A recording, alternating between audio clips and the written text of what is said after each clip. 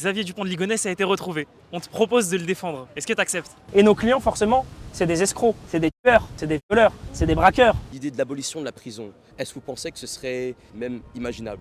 Donnez les moyens à la justice et après vous pourrez venir critiquer.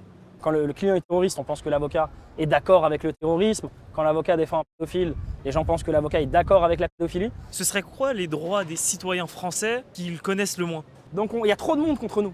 Bonjour, je suis Abdelmajid Benamara, avocat au barreau de Paris, pénaliste, et je suis aujourd'hui place de la République pour répondre aux questions des passants. Petite mise en situation, demain, flash info, Xavier Dupont de Ligonnès a été retrouvé. On te propose de le défendre. Est-ce que tu acceptes? Bah oui. Et tu t'y prends comment? Eh bah déjà, s'il a été retrouvé, il a été placé en garde à vue, donc je vais le voir en garde à vue. Je crois que c'est moi qui vais lui poser beaucoup plus de questions que lui va me poser des questions. Je pense, hein. Il y a tellement de trucs à dire, tellement de trucs à faire dans ce dossier, que je pense que je vais lui dire de garder le silence en garde à vue. Voilà, comme ça il dit pas n'importe quoi. Il va être placé en détention provisoire, il va aller en prison en attendant l'enquête. J'irai le voir en prison et je vais prendre toute la journée, toute une journée entière de 9h à 18h pour comprendre ce qui s'est passé, où il était caché. Ça va être compliqué de faire la part des choses entre ma curiosité personnelle et ma curiosité professionnelle. Mais il faut d'abord que j'assouvisse ma curiosité personnelle pour bien le défendre. Mais oui, j'accepte son dossier directement. C'est un mystère total. Cette histoire, elle fout la trouille. Ce qu'il a fait, c'est extrêmement grave. Mais le fait qu'il soit en cavale comme ça, que tout le monde le cherche, qu'on pense qu'il est en Angleterre, en Irlande, à Hong Kong, que sur Internet, tout le monde, je crois que sur Twitter, tout le monde s'est mis à sa recherche, etc. Forcément, ça devient un espèce de mythe. Ce serait quoi la spécificité du coup d'un avocat en droit pénal? Et la spécificité d'un avocat en droit pénal, c'est que nous, on défend les auteurs ou les victimes d'infractions. Donc que ce soit des délits, des vols, des escroqueries, des violences, ou bien des crimes, des meurtres, des attentats, des vols, etc. Donc nous, on met vraiment la main dans le cambouis. On fait vraiment du droit pénal dur. On dit du droit pénal un peu sale. Et ça va être ça la spécificité. C'est que nous, quand vous êtes en galère, que vous êtes victime de quelque chose, d'une infraction, que vous êtes au commissariat en garde à vue, que vous êtes en prison, c'est les avocats pénalistes que vous allez appeler. Est-ce que vous n'êtes pas parfois tiraillé entre vos convictions personnelles, votre morale? Moi, je reste un être humain. Et si je suis désigné dans un dossier et que ce dossier me dérange moralement, le principe, c'est quoi? C'est qu'il faut que je refuse ce dossier. Moi, ça m'est déjà arrivé, j'ai eu un client qui était accusé de viol sur des mineurs. Ce client-là, il n'avait aucun regret. Et j'ai pas réussi. J'ai pas réussi à continuer le dossier avec lui, j'ai pas réussi à l'assister correctement, donc j'ai décidé du coup de lâcher le dossier. C'est un métier que vous pourrez recommander par exemple à votre enfant? C'est pas un métier que je pourrais recommander à mon enfant. Il y a une charge mentale qui est énorme. Mais vraiment, c'est quotidien, c'est tout le temps. Et les clients, chaque client pense qu'on n'a que eux comme clients. Donc on va avoir 200 clients, mais tous les clients vont penser qu'on est leur avocat à eux et rien que à eux. Ça veut dire que s'ils nous appellent tout de suite, il faut répondre tout de suite. Si on est en garde à vue pour un autre, ils ne sont pas d'accord. Il faut leur répondre tout de suite. Vous ne pouvez pas être en garde à vue pour un autre. Vous ne pouvez pas être en jugement pour un autre. Vous ne pouvez pas être en vacances. Donc on a une charge mentale après, elle est extraordinaire. Et nos clients, forcément, c'est des escrocs, c'est des tueurs, c'est des violeurs, c'est des braqueurs. C'est pas C'est pas un milieu à fréquenter. C'est pas que c'est pas un milieu à fréquenter, ils ont tous besoin d'avocats. Nous, on a l'habitude d'avoir une clientèle qui est difficile, entre guillemets, mais ils sont là parce qu'ils ont fait des bêtises. Donc c'est pas forcément facile. Il faut avoir le contact, il faut avoir le feeling, il faut bien s'entendre avec ses clients. Ça peut vite déraper avec des clients. Les clients, ils peuvent vite se prendre la tête. Les clients, ils ont tué des gens. Et ils ont fracassé des policiers. Pourquoi ils vont pas vous fracasser, vous? Est-ce que vous avez eu tout type d'âge en étant avocat? Le plus jeune client que j'ai eu, c'est un client, il avait 13 ans, je crois. 13 ans, et ce qu'il avait fait, et c'était médiatisé ça, c'est passé à la télé, il avait mis du détergent pour un produit de nettoyage, il avait mis dans le verre d'ice-tea de sa prof. Et sa prof avait bu, c'est une prof de technologie je crois, avait bu, ou d'art plastique je sais plus, avait bu la potion, Oui. et elle était partie à l'hôpital, et lui il a été placé en garde à vue directement. C'est mon client le plus jeune. Ah. Garde à vue Ouais, pour avoir 13 ans, mis du détergent c'est dans vrai le que verre de c'est sa hyper prof. jeune. Et mon client le plus âgé, un bon 83 ans, un truc comme ça, 84, très très âgé. Ce serait quoi les droits des citoyens français qu'ils connaissent le moins? Je vois énormément de policiers qui se permettent de faire ça, comme ça, et de fouiller dans votre sacoche. C'est strictement interdit. Fouiller, c'est strictement interdit. Donc ça, c'est quelque chose qui est méconnu. Les gens ils ne savent pas que les policiers ne peuvent pas ouvrir le sac d'un individu et commencer à fouiller dedans. Donc ce serait bien quand même que tout le monde le sache et que tout le monde puisse dire aux policiers, en fait, vous n'avez pas le droit de fouiller. Vous avez le droit de me demander ce que j'ai dans le sac, vous avez le droit de me demander d'ouvrir mon sac et de sortir moi-même ce que j'ai dans le sac, mais vous n'avez pas le droit de fouiller vous-même. Est-ce que vous avez déjà eu des affaires vraiment importantes déjà premièrement? Est-ce que vous avez eu des affaires avec des grosses anecdotes qui vous ont fait soit sourire, soit même peur peut-être? J'ai eu des affaires choquantes. J'ai eu beaucoup d'affaires choquantes. J'ai eu des affaires où on a un papa, il a décidé d'attacher les mains de son fils, attacher ses mains à une barre comme ça et le fracasser avec un balai jusqu'à qu'il meure. Ça c'est une affaire assez choquante. Ça vous a marqué? Ça m'a marqué.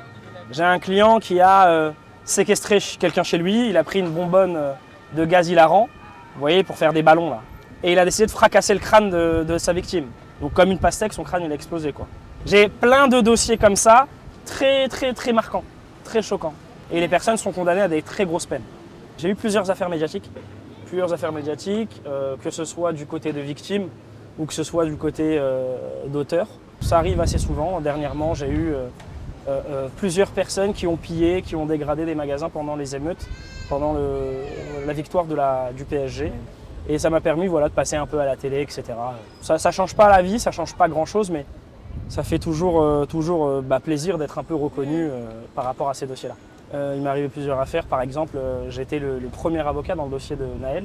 Okay. Le petit Naël qui est mort, j'étais le tout premier avocat qui a été contacté dans l'urgence le jour même de sa mort par sa maman. Et ensuite, il y a des plus gros avocats, beaucoup plus médiatiques qui sont ensuite rentrés dans le dossier, ce qui a fait que je me suis fait un peu éjecter. Mais voilà, une grosse affaire, l'affaire Naël. Je pense qu'elle est assez médiatique. Très parlante. Oui, donc c'est plutôt les personnes qui ont commis des délits que les personnes qui sont victimes de Les délits deux. pour le coup. Ah, c'est les deux. Les deux, ouais. C'est vraiment les deux. On est un peu schizophrène. Le matin, des fois, j'ai des audiences pour des victimes. Donc je vais essayer de taper un maximum sur les auteurs. Et l'après-midi, je vais avoir la même infraction, mais du côté auteur. Et je vais essayer de minimiser un peu l'acte que mon client aura fait l'après-midi. On est un peu schizophrène. On fait les deux en réalité. Est-ce que vous avez des anecdotes un peu surprenantes ou drôles que vous avez eues durant votre carrière? Alors j'en ai pas beaucoup. On a des victimes d'infractions, donc ça rigole pas beaucoup. On a des gens à qui on reproche des choses assez sales, assez graves. Si je peux avoir une anecdote drôle, j'avais une cliente qui était victime d'harcèlement, de menaces de mort, etc. par message, par mail et par téléphone. Elle a déposé plainte, on s'est retrouvés devant le tribunal. Le prévenu, il a commencé à dire que c'était pas lui. Le problème, c'est que c'était son numéro de téléphone, c'était son adresse mail, etc., etc. Et du coup, nous, on peut lui poser des questions. Avocat de la victime, on peut poser des questions au prévenu. On se met à côté de lui, on dit voilà, monsieur, si c'est pas vous, c'est qui? Et il avait dit qu'en fait, c'était ChatGPT. Donc, il avait dit que ChatGPT avait bugué et qu'il avait pris possession de son téléphone et qu'il avait commencé à envoyer les messages de menaces. Et qu'il avait envoyé les mails, parce qu'il avait infesté aussi la boîte mail. Et il avait aussi infesté le téléphone en appelant et en imitant sa voix à lui pour menacer la personne. Donc on lui a dit mais c'est pas possible, ChatGPT il peut pas faire ça. Il a dit si, moi j'ai ChatGPT 4.0, le dernier ChatGPT, je sais plus c'est combien. Et que lui, il était très puissant. C'est une intelligence artificielle extrêmement puissante et qui peut prendre le pouvoir dans le téléphone et menacer qui il veut et qu'on pouvait pas le stopper. Et j'ai trouvé ça très drôle. Sur le moment, j'ai pas pu m'empêcher de rigoler. Lui, il a pas du tout rigolé. Est-ce que ChatGPT a été mis en cause après ça? Alors, pas du tout. Il a pris une grosse peine en plus parce que du coup, forcément, il nous a pris pour des imbéciles. Il a pris le procureur pour un imbécile et le juge aussi. Donc, il a pris une grosse peine. Des fois, vaut mieux reconnaître quand il y a tout contre soi. Faut avouer à moitié pardonner. Donc, vaut mieux tout reconnaître et on va être plus tendre avec vous que d'inventer des trucs avec ChatGPT, l'intelligence artificielle. Le ridicule tue pas, c'est bien, il n'est pas mort mais il est en prison aujourd'hui. On sait quand il y a par exemple des locataires qui ne payent pas, il y a des conditions pour pouvoir justement, on va dire, les virer de chez soi. Et ce que j'aimerais savoir, c'est est-ce que c'est vraiment aussi compliqué ou il y a des procédures, c'est juste surréagi par les médias, choses comme ça? Alors déjà tout d'abord, moi je ne suis pas spécialisé dans ce domaine-là, parce que moi je suis pénaliste. Donc quand j'ai des dossiers comme ça qui arrivent assez souvent au cabinet, je les refuse. Par contre, il m'est déjà arrivé de défendre des personnes qui ont essayé de déloger des squatteurs entre guillemets. Ça m'est déjà arrivé. Des personnes qui en avaient marre, des gens qui bossent, qui n'ont pas de casier, qui sont mariés, qui ont des enfants, et que comme eux ils payent le loyer, en fait ils ont des crédits. Ils achètent un appartement, ils ont un crédit sur cet appartement, ils vont louer du coup l'appartement et grâce au loyer payé par les locataires, ils vont du coup rembourser le crédit.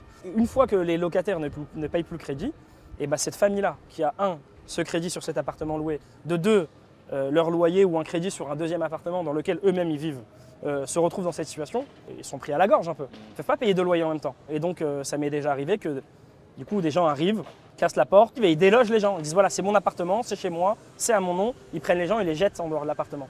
Et ces gens-là, en fait, ils vont appeler la police et ça devient une infraction pénale. Le fait de le faire sans autorisation, sans policier, sans huissier, en n'ayant pas été autorisé par la justice, qui se retrouvent devant le tribunal face à des gens qui sont victimes, mais à la fois qui sont squatteurs, et ça devient extrêmement compliqué pour eux. Et ils sont condamnés, et après ils ont un casier. Donc ils prennent pas des peines énormes, s'il n'y a pas de violence, hein, mais ils prennent quand même des peines. Donc moi je suis pas spécialisé là-dedans, mais ce que je conseille aux gens, c'est même si c'est dur, même si c'est compliqué, et même si pour eux ils se sentent légitimes de le faire, c'est de ne pas le faire, de ne pas déloger les squatteurs et d'essayer de faire les choses vraiment dans les règles de l'art. Pour vous, c'est un métier qui vous semble accessible? Vous pensez que je suis de quel milieu? Cité. J'aime Ah pas ouais. trop juger aux apparences.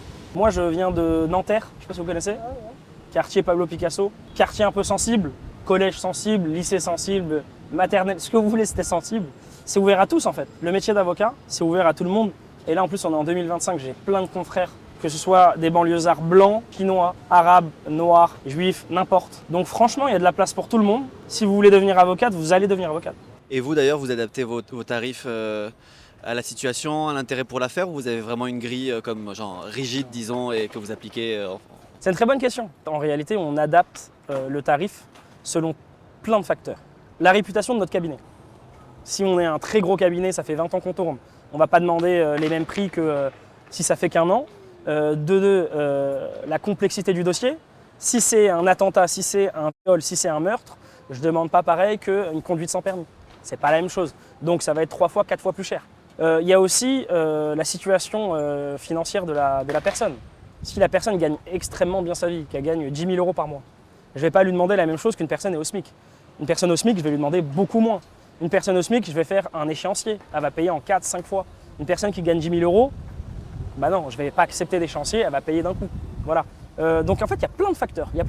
Donc souvent, on nous dit oui, mais maître, vos tarifs, c'est un peu à la gueule du client. C'est un peu ça, en réalité. C'est un peu à la gueule du client, c'est un peu, voilà, on s'adapte aussi aux faits. Est-ce que les faits sont graves? Est-ce que c'est complexe? En réalité, c'est un peu ça. Il faut l'avouer. Est-ce que vous avez toujours voulu être avocat et faire du droit? Est-ce que dans votre famille, c'était comme un chemin que certains avaient déjà suivi, ou c'est vraiment... Alors, moi, je n'ai pas du tout une famille d'intellectuels, on va dire, entre guillemets. Je suis le premier à avoir eu le bac dans ma famille, que ce soit mes parents n'ont pas le bac, mes oncles, mes tantes, ma grand-mère, bref, je suis le premier. Je suis le premier à avoir eu, du coup, forcément, après un Master 2, etc. Je suis le premier avocat. Ce qui m'a donné envie de devenir avocat, c'est plus mon histoire personnelle. Le fait que je sois toujours aux côtés de mes parents, que je sois toujours en train de les aider, les assister, etc., qui m'a donné envie du coup, d'assister le plus grand nombre de gens possible. Et oui, c'est plus une histoire personnelle. Mais je pense que vous êtes aussi parfois du côté des victimes, et c'est là où ça peut augmenter peut-être votre morale et vous faire du bien, là où parfois vous avez... En fait, c'est mitigé. Parce que des fois, on a l'impression que les victimes n'ont pas leur place au tribunal. On ne leur donne pas assez de temps, on ne les écoute pas assez, ils ne sont pas indemnisés correctement, ils n'arrivent pas à être indemnisés après. Il faut envoyer des huissiers, etc., etc. Donc je ne suis pas forcément satisfait et content lorsque je sors d'une audience dans laquelle j'ai défendu un client. C'est pas systématique. Surtout, par exemple, dans les dossiers de violence conjugale, où on va sortir et quand je vais dire au revoir à ma cliente, c'est souvent des femmes qui sont violences de victimes conjugales, très souvent, et je vais pas être serein pour la suite. Vous voyez ce que je veux dire? Je vais la laisser rentrer chez elle, mais je vais redouter le moment où elle va m'appeler et elle va me dire « Maître, il a recommencé » ou « Maître, il est en bas de chez moi » ou « Maître, il m'harcèle, il m'appelle en numéro masqué à 3h du matin ». Donc c'est pas toujours tout rose, même quand on défend les victimes dans un dossier. Il faut avoir les épaules solides. On est 70 000 et pour moi, les 70 000 avocats, s'ils exercent toujours maintenant, c'est qu'ils ont les épaules. Et si on n'a pas les épaules, forcément, on arrête assez rapidement. Quand on est avocat, il ne faut pas avoir sa langue dans sa poche et il faut pouvoir répondre aux autres et il faut pouvoir tenir tête aux autres et il faut pouvoir défendre son client, rien que son client, jusqu'à la fin. Est-ce que vous pensez qu'on pourrait un jour voir le retour de la peine de mort en France?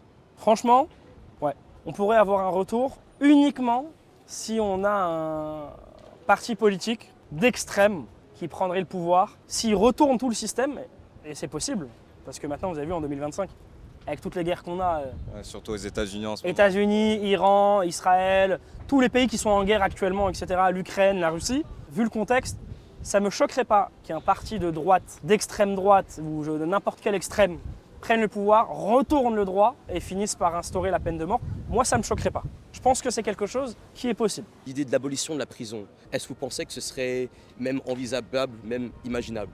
C'est une bonne question, c'est une bonne question. En fait, on a juste à voir un peu, à comparer avec les autres pays européens. On va avoir par exemple les Pays-Bas. Les Pays-Bas, ils ont réussi à, je crois, diviser par 2 le nombre de détenus. Donc en fait, ils vont incarcérer 2 fois moins. Et comment ils ont fait? Ils ont déjà, mis un gros budget dans la justice. Vous savez que la justice, c'est un des plus petits budgets en France. On ne donne rien à la justice, mais vraiment rien du tout. Et ils ont réussi à diviser par 2 le nombre de détenus en démocratisant un peu le travail d'intérêt général. Le travail d'intérêt général, le fait d'aller faire des maraudes, d'aller aider la Croix-Rouge, de donner son temps pour la société, comme sanction à un délit, ça a permis de diviser par 2 le nombre de détenus. C'est pas la recette magique, mais ils ont trouvé un peu cette recette. Je pense qu'on pourrait aller un peu vers ce chemin-là, de ne pas mettre les gens en prison bêtement et frapper fort bêtement, parce que les études sont unanimes. La prison, ça n'empêche pas la récidive. C'est pas parce que vous êtes allé en prison que vous n'allez pas recommencer. Parce que les gens, ils pensent que c'est ça. On les met en prison, du coup, ils se brûlent les doigts, ils ont mal, ils pleurent pendant 2-3 mois, et une fois qu'ils ressortent, ils disent « Ah non, c'est bon, j'ai plus envie de retourner en prison », et ils recommencent plus. Complètement faux. Souvent, les gens, ils finissent en prison, leur vie est détruite. Là, j'ai pas longtemps, j'ai un client, il a 50 ans, on l'a mis en prison, casier vierge. On l'a mis en prison, il nie les faits, il conteste les faits. Il a perdu son emploi, il était cadre, il gagnait extrêmement bien sa vie. Donc là, il a perdu son emploi, sa vie, elle est gâchée. Est-ce que c'était la solution? Je pense pas. Est-ce qu'un jour, on va réussir à, entre guillemets, supprimer la prison? Je pense pas qu'on va réussir à le faire, mais je pense qu'on peut diviser au moins par 2, comme les Pays-Bas, le nombre de détenus. Je pense que c'est possible. Comme le taux de réinsertion en France est plutôt bas, et comme vous venez de le dire à présent qu'on n'investit pas assez dans la justice, Pas du tout. est-ce que la solution justement pour améliorer cela, ce serait pour justement investir dans la justice? Et si oui, pourquoi est-ce qu'on ne le fait pas? Parce que la justice, c'est pas la priorité de la France. Du gouvernement français, c'est pas du tout sa priorité. Ça les intéresse pas, je sais pas pourquoi. Je suis pas politique, je suis pas dans le gouvernement, je sais pas pourquoi ça les intéresse pas. Mais quand on regarde par exemple les Allemands, ils ont 2 fois plus de juges. Ils ont 2 fois plus de procureurs que la France. Pourtant, on n'est pas si loin de l'Allemagne en termes de PIB, en termes de démocratie, etc. On pourrait les suivre, on pourrait faire pareil. Monsieur Darmanin qui veut ouvrir des prisons, il veut ouvrir des nouveaux quartiers dans les prisons, il veut durcir les règles, etc., etc. Mais derrière, voilà, on n'a pas de proposition de donner un peu plus d'argent, de donner un peu plus de moyens à la justice. Si on a plus de magistrats, qu'on a plus de procureurs, ça va aller beaucoup plus vite.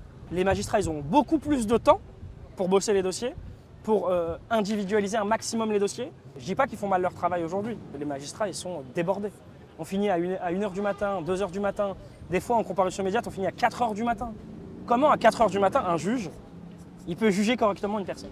Vous imaginez, vous êtes jugé pour la première fois de votre vie à 4h du matin par un juge qui est mort, qui est fatigué, qui bosse depuis 10h du matin. Il est 4h du matin. Et le lendemain, il va rebosser à 10h du matin. C'est pas possible. On ne donne pas de moyens à la justice et après derrière on se plaint. Donnez les moyens à la justice et après vous pourrez venir critiquer. Je viens de frauder le métro, les contrôleurs m'arrêtent, ils me demandent de payer une amende. Quels sont mes droits? Tes droits à toi, c'est de ne pas payer l'amende. Tu sais que tu as le droit de ne pas payer l'amende sur place. Ce qu'ils font, c'est un peu comme les amendes qu'on reçoit à la maison après un excès de vitesse. Entre 90 et 135 €, ça dépend de l'infraction. Ça, c'est les amendes minorées. Donc les amendes minorées, on envoie un courrier, on dit voilà, on s'arrange, payez les 90 ou les 135, on vous retire vos points et on n'en parle plus. On ne va pas débattre de savoir si c'est bien vous au volant du véhicule, etc., etc. Si vous ne voulez pas payer maintenant, contestez, vous irez au tribunal, mais par contre l'amende c'est 300 €. Lorsqu'on se fait contrôler dans le métro, on va aussi, comme les amendes, essayer de vous arranger. Payez maintenant, c'est 40 balles. Vous ne payez pas maintenant, payez plus tard, c'est 100 €. Donc on va essayer de vous arranger pareil. Votre droit, il est très simple. Refusez de payer maintenant, payez plus tard pour pouvoir la contester. Parce que vous savez que vous pouvez tout contester. C'est ça qui est bien en France. En France, c'est qu'on peut contester les amendes routières, on peut contester les amendes de la RATP et dire que non, on avait son ticket ou non, c'était pas soi, etc., etc. Mais c'est spécifique au contrôle RATP et transport, c'est qu'on n'est pas obligé de se soumettre au contrôle, étant donné que ce n'est pas des gardiens de la paix ou des policiers. quand j'étais jeune, il y a 15 ans maintenant, on nous conseillait au quartier, lorsqu'on était contrôlé, de ne pas s'arrêter. C'est-à-dire qu'une personne, elle vient, elle nous dit « Monsieur, votre titre de transport ?» Et j'ai pas entendu, je continue tout droit. Parce qu'on nous disait « Les gars, les agents de la RATP, ils ne peuvent pas vous attraper, vous immobiliser sur place et vous mettre l'amende. » Sauf qu'en fait, c'est devenu trop simple. Plus le temps passe et plus on donne des droits aux agents de la RATP. Et maintenant, ils ont de plus en plus de droits. Et dernièrement, et c'est assez récent, je crois que c'était cette année, en 2025, on a donné le droit aux agents de la RATP de vous faire une palpation de sécurité, de vous arrêter et si vous ne voulez pas donner votre identité, de pouvoir appeler la police. Et la police, eux, vous contrôlent de manière plus poussée. Ils ont maintenant presque, on va dire, tous les pouvoirs. Et lorsqu'ils vous arrêtent, vous devez vous arrêter absolument. Est-ce qu'il ne faut pas une certaine personnalité pour être avocat en droit pénal? Je pense qu'il faut une très grosse personnalité. Pas forcément une personnalité avec un gros ego, quelqu'un qui se la pète, qui roule des mécaniques, etc. Mais il faut quelqu'un qui ne se laisse pas se faire. Parce qu'en réalité, quand on est avocat pénaliste, on a tout le monde contre soi. On va avoir le juge qui est très souvent impartial, il est très souvent influencé, le juge, non pas dans sa décision. Parce que normalement, par principe, le juge, il est juste. Sa décision, elle est juste. Il est impartial dans sa décision, mais dans la manière dans laquelle il va mener les débats, il va instruire un dossier quand une personne elle arrive à la barre. Dans la manière où il va poser des questions, il va poser toujours des questions presque dans l'agressivité. C'est très souvent comme ça. 80% des dossiers, c'est comme ça. C'est extrêmement rare d'avoir un juge qui va être très neutre pendant toute l'instruction du dossier. Très très rare. Donc on a à la fois ce juge-là qui pose une tension, il y a une vraie tension dans le tribunal. On va voir le procureur. Le procureur, il est à 100% contre nous, contre l'avocat, contre le prévenu, etc. Donc c'est très frontal avec le procureur. On se bat toujours un peu avec le procureur. On va avoir la victime qui est présente, qui nous regarde mal, qui est très énervée contre nous parce qu'on défend un meurtrier, un pédophile, un violeur, une personne qui est entre guillemets mauvaise pour lui. Et on va voir l'avocat aussi de cette victime-là. Et l'avocat aussi, il va y aller. Donc il y a trop de monde contre nous. Et la plupart de vos procès, vous les avez gagnés ou... Ouais, ça m'arrive souvent. C'est pas tout le temps, c'est pas tous les jours, c'est pas du 90% non plus. Okay. Ça m'arrive souvent, mais il y a aussi des fois, on se prend des bonnes tartes. On arrive, on est confiant, le client, il passe bien, il a un bon projet professionnel, il a commis des faits, mais c'est pas très grave. Mandat de dépôt à la barre, la personne elle arrive libre, mais on lui met les menottes, elle rentre en prison, la famille est choquée alors que la personne elle est arrivée libre. Elle va en prison, toute la famille est choquée, on dit l'avocat en fait il est nul. Alors que la veille, la personne on l'a relaxée, trafic de cocaïne international, la personne elle a rien, elle est relaxée. Mais le lendemain on prend ça, on se prend une claque. Donc il y a des jours ça va, des jours ça va pas. Donc ça m'est arrivé de gagner des bonnes affaires, ça m'est arrivé de perdre. Tous les jours c'est différent. Demain on va dire une personne de mon âge, 17 ans, elle déciderait de tuer un inconnu dans la rue. Et demain une personne de 26 ans, elle fait pareil. Par rapport à son âge, est-ce que vous pensez qu'ils ont la même peine ou... En dessous de 18 ans, on a ce qu'on appelle une espèce d'excuse de minorité, entre guillemets. Comme vous êtes mineur, normalement, le principe c'est on vous met la moitié de la peine d'un majeur. C'est-à-dire que quelqu'un de 26 ans, il va prendre 20 ans, il encourt 20 ans. Quelqu'un d'en dessous de 18 ans, il va encourir 10 ans. Il va prendre la moitié de la peine. C'est-à-dire que moi, j'ai déjà eu des dossiers de viol où j'ai des majeurs qui ont pris 12 ans et des viols à peu près similaires, mais après tous les dossiers ne sont pas pareils. Chaque personnalité est différente, mais des dossiers à peu près similaires où on va avoir un client qui était mineur, il a pris 5 ans. Il prend à peu près la moitié de la peine. Après, exceptionnellement, le juge, il peut écarter cette excuse de minorité, dire en fait lui, il a 17 ans, il a presque 18, dans sa tête, c'est pas trop un mineur, il a un casier, il est long comme le bras, donc on va pas lui mettre une moitié de la peine, on va lui mettre une peine pleine comme un majeur. C'est possible ça aussi. Mais le principe c'est, vous avez 17 ans, vous allez prendre la moitié de la peine qu'une personne qui a 30 ans. C'est ça le principe. Est-ce que ça vous fait plaisir ce métier? Franchement, ouais. Mais... Ça me fait plaisir parce que c'est un métier, il est palpitant, il est kiffant. On a tous les jours des trucs différents, on a des affaires différentes, on rencontre des clients qui sont différents, on fait un peu de tout. Donc il n'y a pas de routine en fait. Qu'est-ce qui vous a donné envie de participer à ce micro-trottoir Place de la République? Très simplement parce que déjà on a pris attache avec moi. Un ami m'a contacté et m'a demandé si je pouvais participer pour démocratiser un peu le métier, pour que les gens puissent comprendre un peu pourquoi on fait ce métier d'avocat pénaliste. important pénaliste. Souvent, les gens font des amalgames, on peut le voir dans les gros dossiers médiatiques. Les gens disent l'avocat, il est méchant parce que son client est méchant. Quand l'avocat, quand le client est terroriste, on pense que l'avocat est d'accord avec le terrorisme. Quand l'avocat défend un pédophile, les gens pensent que l'avocat est d'accord avec la pédophilie. Et je trouvais que c'était bien de crever un peu l'abcès, de répondre un peu aux questions des passants sur la place de la République et que les gens puissent, je sais pas, un peu changer d'avis sur nous. Merci à tous, merci pour toutes ces questions posées. Ce fut un grand plaisir. N'hésitez surtout pas à prendre attache avec moi si vous avez besoin d'un avocat pénaliste. Vous trouverez mon adresse mail en description de cette vidéo. Et en passant, abonnez-vous à Vive.